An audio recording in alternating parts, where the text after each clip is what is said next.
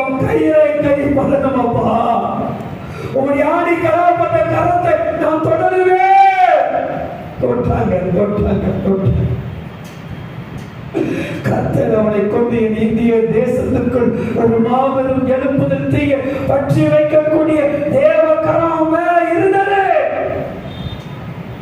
இன்னைக்கு இந்த தேவனுடைய தருமகளுடைய தொடர வேண்டும். தேவ தருமகளுடைய உருவாக்க வேண்டும். தேவனுடைய தருவினாலே சுகம் பெற வேண்டும். அந்த சுகம் அவனுக்கு நிலைத்திருக்கு. அந்த விடுதலை அவனுக்கு பரிபூர்ணமாக இருக்கு.